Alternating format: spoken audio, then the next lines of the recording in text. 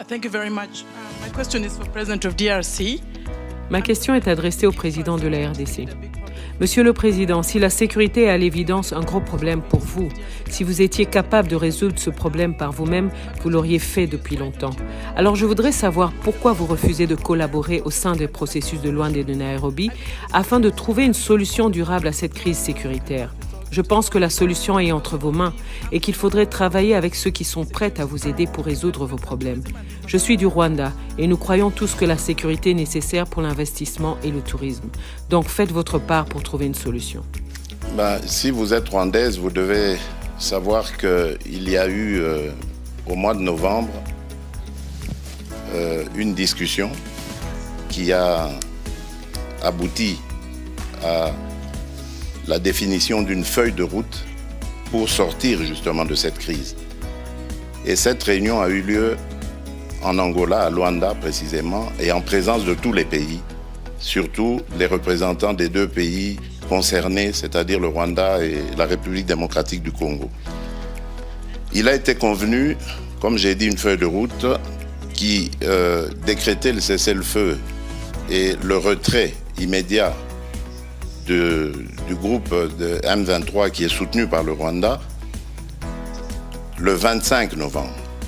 Ce départ devait commencer et le 15 janvier, c'est-à-dire il y a 2 jours, on devait constater évidemment l'achèvement de ce processus. Eh bien, figurez-vous, madame, que le M23, groupe terroriste soutenu par le Rwanda, est toujours dans certaines localités qu'il avait prises à la République démocratique du Congo. Malgré les pressions internationales, ce groupe maintient sa position, fait semblant de se mouvoir, mais en fait, il se redéploie d'une certaine manière et reste dans ces localités.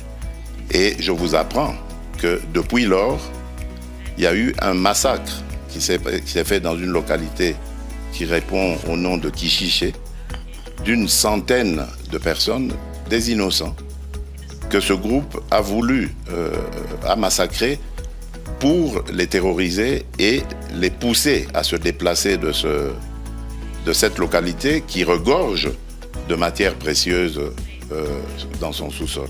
Donc voilà en fait le problème que nous avons.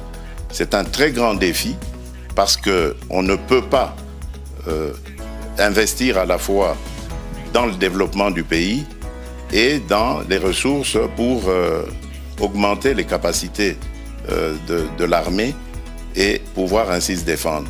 Si nous avions tous la même philosophie, la même vision, celle que j'avais d'ailleurs au moment où j'ai accédé à la tête du pays, celle d'aller vers tous nos voisins, nous en avons 9, et de leur proposer des projets de développement qui vont faire du bien à nos économies respectives, qui vont faire du bien à nos populations.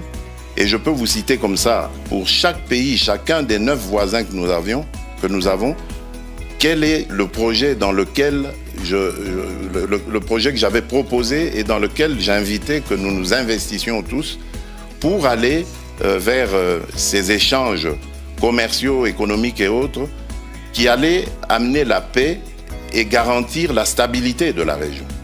Mais c'est à cause, évidemment, de certains voisins aux velléités belligérantes que cela est malheureusement impossible à réaliser. Donc je suis désolé, madame, le problème aujourd'hui de l'insécurité dans la région des Grands Lacs s'appelle le Rwanda.